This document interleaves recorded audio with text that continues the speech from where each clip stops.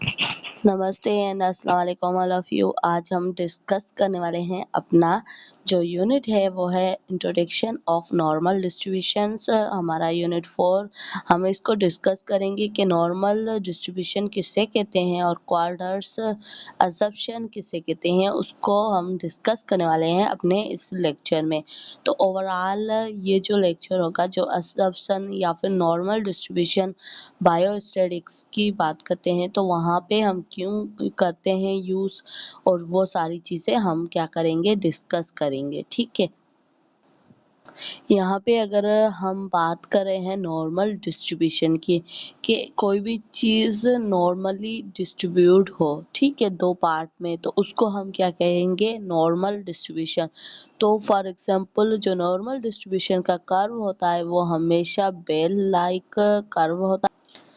उसके बाद हम बात अगर करते हैं कि नॉर्मल डिस्ट्रीब्यूशन हम बात कर रहे हैं, ठीक है, तो उसमें जो कर्व होता है वो हमेशा बेल कर्व होता है, उसमें बेल लाइक कर्व होता है। वो जो रिप्रेजेंटेड अ नॉर्मल डिस्ट्रीब्यूशन वो क्या करता है, हमें रिप्रेजेंट करवाता है normal distribution of data show कि किस तरीके से नॉर्मली डेटा आपको शो हो रही है, डिस्ट्रीब्यूट होती है तो वो शो हो रही है। उसके अलावा स्टैंडर्ड डेविएशंस रिप्रेजेंट, और हम इससे क्या है कि हम स्टैंडर्ड डेविएशन को रिप्रेजेंट किस तरीके से कर सकते हैं। तो यहाँ पे जो डेटा हमें कोई भी दी है उसको नॉर्मली हमें डिस्ट्रीब्यूट करना है। स्टैंडर्ड डेविएशन उसकी जितनी भी हाइट है ना उस पे हमें देखना होता है। और one standard deviations away for the mean and in either they are directions on the horizontal, कि जो डायरेक्शन होती है डायरेक्शंस हॉरिजेंटल की exact the amount for the around 68%, जो 68% अराउंड जो वहाँ पे उसकी अमाउंट होती है percentage of the data. They are two standard deviations way of the mean accounts for the regrets and 95% and 99%। For example अगर हम बात करते हैं ना तो यहाँ पे जो हमारा सबसे ऊपर जो हम बात करते हैं वहाँ पे हमारा जो 90 कितना होगा 69%, ठीक है।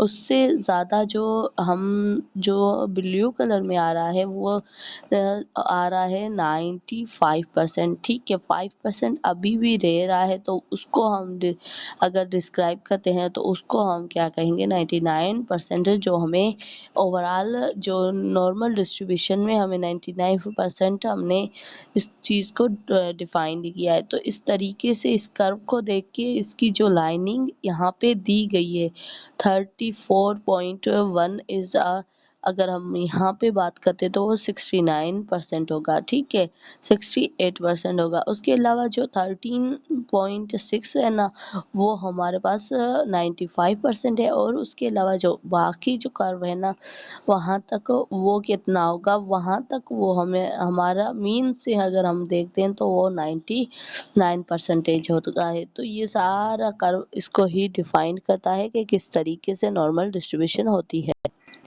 यहाँ पे अगर नॉर्मल डिस्ट्रीब्यूशन या फिर नॉर्मल स्टैंडर्ड डेविएशंस या फिर डिस्ट्रीब्यूशन देखते हैं तो उसमें क्या आ जाता है about 68% the value of draw the normal distributions and with in on one standard deviations sigma. जो स्टैंडर्ड डेविएशन है उसको सिग्मा से हम डोनेट करते हैं। उसके अलावा जो 69 पे हमारा फर्स्ट स्टैंडर्ड डेविएशन बनता है। उसके अलावा about the 95% they are lied to the two standard deviation and जो हमारे पास क्या है कि 95 पर हमारा सेकंड स्टैंडर्ड डेविएशन बनता है और थर्ड स्टैंडर्ड डेविएशन हमारा बनता है वो थर्ड पॉइंट पे, ठीक है। तो ये क्या है कि डिफरेंट नॉर्मल डिस्ट्रीब्यूशन या फिर स्टैंडर्ड डेविएशन के डिफरेंट तरीके होते हैं। फॉर एग्जांपल यहाँ पे हमने 3 डेटा लिए ना, ठीक है, आप इस ग्राफ में देख सकते हो। यहाँ पे क्या है कि ये 3 जो भी मीन्स हमें मिडल इसकी लाइन है उसको उसके बाद जो भी डेटा है ना वो 3 हिस्सों में डिवाइडेड है। तो हमारा जो स्टैंडर्ड डेविएशन भी वो 3 होगा और यहाँ पे अगर हम रिप्रेजेंट कर रहे हैं ना, फर्स्ट में आ रहा है 68, उसके अलावा 95, उसके अलावा 99। तो इस तरीके से हम अपनी डेटा को डिस्ट्रीब्यूट करेंगे। तो ये सारी चीज़ें मिलके हमारा जो नॉर्मल डिस्ट्रीब्यूशन का टेबल है वो बनाती है। फॉर एग्जाम्पल यहाँ पे क्या है कि ये दो empirically they are 3 sigma rules.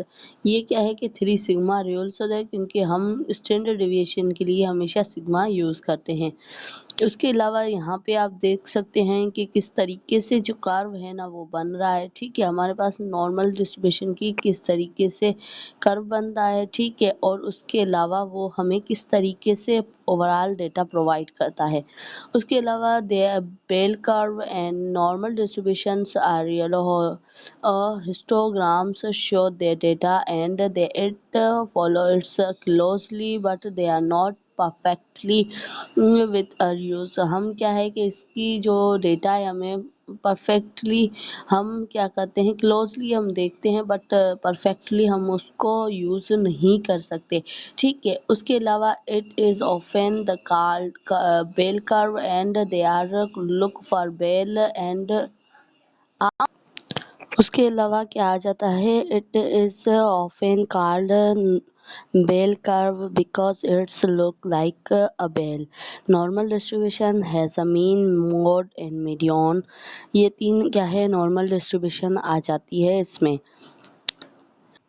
Symmetry about the centre, 50% value less than mean.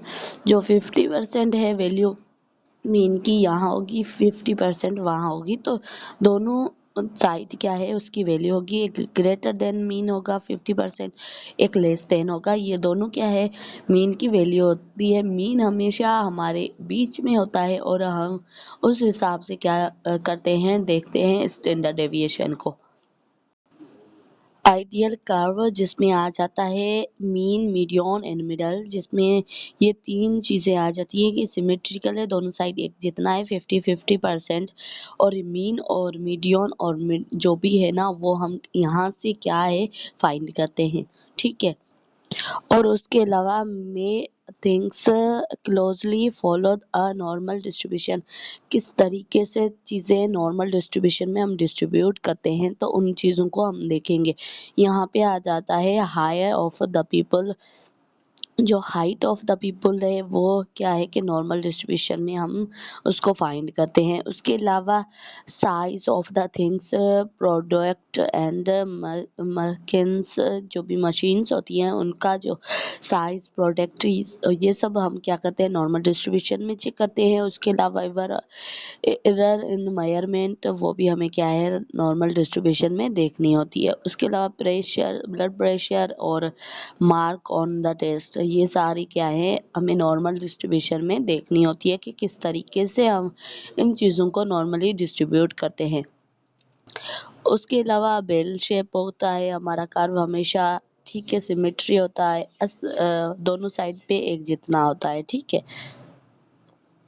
For example हम यहाँ ले रहे हैं नॉर्मल डिस्ट्रीब्यूशन का कर्व जिसमें 3 डिफरेंट हमारे पास ग्राफ है जिसमें हमने डेटा रखी हुई है। हम आपको बताते हैं कि किस तरीके से डिस्ट्रीब्यूट हो रहा है।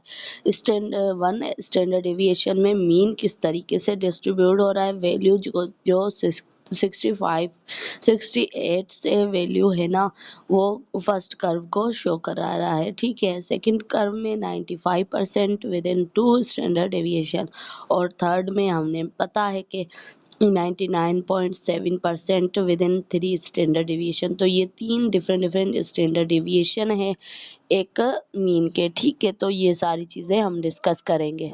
यहाँ पे क्वार्टल्स देखते हैं, are the value they divided at least the numbers into the quarters. First put their list numbers of orders and then they are cut their list for equal parts, के एक जो चीज़ है उसको फर्स्टली हमें क्या है उसको ऑर्डर में लिखनी होती है, देन हमें क्या है उसको कट करना होता है 4 डिफरेंट क्वार्टर्स में, उसके अलावा इक्वल कट में, ठीक है, पार्ट्स में। Quarters are at the cuts, उसको हम क्या कहेंगे, कट कहते हैं। तो ये सारे आ जाते हैं क्वार्टर्स में। फॉर एग्जांपल ये जिस तरीके से हम एक डेटा को किस तरीके से एक कट कर रहे हैं, क्वार्टर बना रहे हैं, जिसमें आ जाता है lower quarter and middle quarter and quarterly and जो मिडल में मीडियन आ जाता है, उसके अलावा अपर क्वार्टर में आ जाता है एड्स। जिस तरीके से यहाँ पे एग्जांपल दिया गया है 5, 8, 4, 4 एंड 6 एंड 3, 8। तो इसमें क्या है कि डिफरेंट क्वार्टर्स बनते हैं। ऑर्डर्स में अगर इनको लिखते हैं तो 3, 4, 4, 5 एंड 6, 8, 8 लिखते हैं, तो वहाँ पे हमें पता चल जाता है कि मिडिल क्वार्टर कौन से होंगे, लोअर क्वार्टर कौन से होंगे, क्योंकि ये सीक्वेंस बताता है। ठीक है, नंबर से उनकी सीक्वेंस बताता है, उनको तरतीब से लिखना हमें बताता है। ठीक है, और उस हिसाब से जितनी बड़ी डेटा होगी, जितने बड़े नंबर होंगे, उसको हम क्या कहेंगे, अपर क्वार्टर। ठीक है, और उसके अलावा in their result is a quarter Q1 is 4 and they are quarter 2 is Q is equal to, अगर हम बात करते हैं वो चीज़ मोस्ट मीडियंस मिडल वैल्यू जो हमारे पास 5 आई है, यहाँ पे हम देख रहे हैं ना, तो हमारे पास जो मिडल वैल्यू है ना, यहाँ की दोनों साइड की अगर हम देख रहे हैं ना, तो यहाँ पे मीडियन हमारे पास क्या होगा, हमें हमेशा 5 मिलेगा, क्योंकि मिडल वैल्यू है तो मीडियन हमेशा 5 मिलेगा। और जो अपर क्वार्टर या फिर हाई क्वार्टर या फिर थर्ड क्वार्टर है, उसमें हमें 8 वैल्यू मिलेगी। They are between the two numbers of quarters, the average two are numbers. True numbers का एवरेज हम लेते हैं कि जो राइट साइड पे कितना है, लेफ्ट साइड पे कितना है, उन दोनों के बीच की जो वैल्यू है ना, उसको हम मीन कहेंगे। और मीन हमारे पास यहाँ मीडियन कहेंगे, और मीडियन हमारे पास 5 आया है यहाँ पे। ठीक है, फॉर एग्जाम्पल इसको देख के अगर हम बात करते हैं तो 5 आया है। तो उस तरीके से हमने ओवरऑल बात कर ली है। उसके बाद बात करते हैं इंट्रोडक्शन ऑफ एस्टिमेशंस। उसके अलावा हम इंट्रोडक्शंस टू एस्टिमेशन की बात करते हैं, तो उसमें हमें क्या मिल जाता है, it refer to the process by the which one make a inference about population based on information obtained for a sample, के किस तरीके से हम इंफॉर्मेशन लेते हैं पॉपुलेशन में, ऑब्टेन करते हैं, और वो किस तरीके से हमें सैंपल में मिलती है। उसके अलावा estimations the value the which tellings hypothesis, जिसमें हमें क्या क्या टेलिंग्स हाइपोथेसिस के हम अजम्पशन वो होती है जिसमें हमें हाइपोथेसिस के बारे में बताना होता है। ठीक है, हम हाइपोथेसिस करते हैं। ठीक है, telling hypothesis and they are formulations using for calculation average value. हमें क्या है, किसी एवरेज वैल्यू को कैलकुलेशन करने के लिए सबसे पहले उसकी एस्टिमेशन करनी होती है, मीन्स अजम्पशन करनी होती है। कोई भी हमारे पास वैल्यू है ना, उसके बारे में अजम्पशन करेंगे, देन हम उसके बारे में फॉर्मुलेशन के थ्रू हम हाइपोथेसिस करके उसकी वैल्यू निकालेंगे। उसके अलावा their statistics the parameters of the जो estimate they are estimations use for sample statistics and the estimation population parameters are average value। ये हमेशा average value होती है। simple mean use for estimation population mean is a properly they are estimate the populations properly, कि किस तरीके से जो आपकी जो मीन है वो निकलती है। ठीक है, उसके अलावा एस्टिमेशंस ऑफ पॉपुलेशन पिरामिड्स में बी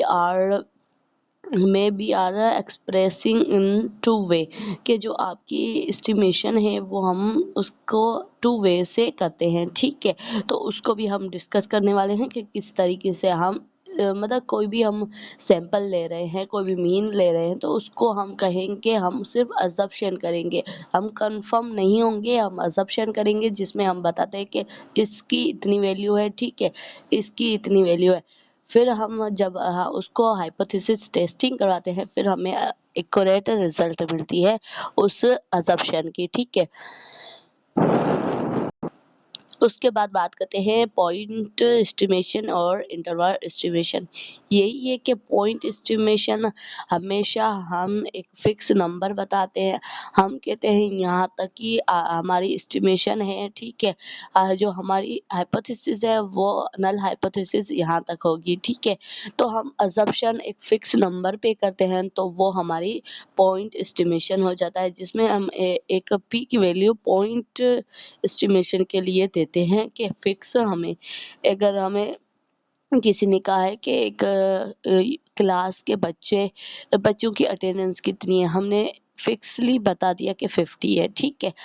वो हमारी असम्पशन गलत भी हो सकती है, हाइपोथेसिस हमारी गलत भी हो सकती है हमारी, और उसके अलावा सही भी हो सकती है। तो उसके अलावा जो इस पॉइंट में हम एक फिक्स नंबर देते हैं, यहाँ पे हमने 50 दिया। और जो इंटरवल एस्टिमेशन है उसमें हमने क्या किया, उसमें हमने फिक्स नंबर नहीं दिया, उसमें हमने रेंज दी, जो 50 से लेके 60 तक नॉर्मली इस क्लास में बच्चे हो सकते हैं। तो वो क्या थी, वो हमारी इंटरवल जो भी एस्टिमेशन थी वो थी, ठीक है, जिसमें हमने एक स्पेसिफिक रो के हिसाब से एक नंबर्स दिए, जिसके क्या है कि उस हिसाब से हमारी हाइपोथेसिस है ना वो बन सकती है। तो यहाँ पे जो हमारा, अगर हम बात करते हैं ना, मोस्टली जो हमारा जिसमें पॉइंट हाइपोथेसिस पॉइंट अजम्पशन हमेशा रॉन्ग होती है, कभी कभी ठीक है सही हो जाती है, बाकी अक्सर जो पॉइंट अजम्पशन है वो रॉन्ग होती है। और जो इंटरवल अजम्पशन है वो ज़्यादा क्या होती है कि ज़्यादा वो अपने काम में आते हैं, क्योंकि हाइपोथेसिस टेस्टिंग कर रहे हैं ना, अगर 50 से 60 के बीच में जो भी नंबर आए ना उनको हम देखते हैं, तो फिर वो उनमें से चांसेस होते हैं कि कोई भी नंबर आ सकता है, तो हमारी जो नल हाइपोथेसिस है ना वो सही होगी, ठीक है।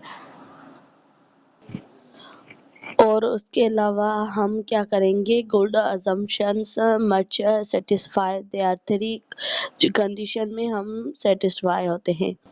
उसके बाद बात करते हैं a good assumptions must be satisfy three condition में वो सेटिस्फाई हो तो एक अच्छी असम्पशन हमारी बन सकती है, ठीक है, एस्टिमेशन। तो उसको हम क्या कहेंगे, अनबाइस्ड। अनबाइस्ड मीन्स के वो फेक, आपकी जो आपने सैंपल लिया है वो अनबाइस्ड ना हो, ठीक है, ठीक है। उसके अलावा unbiased they, but they are expected value of the estimator much be equal to mean and parameters. वो जो वैल्यू है अनबाइस्ड हो, उसके अलावा वो क्या है, मीन और पैरामीटर्स के इक्वल होनी चाहिए।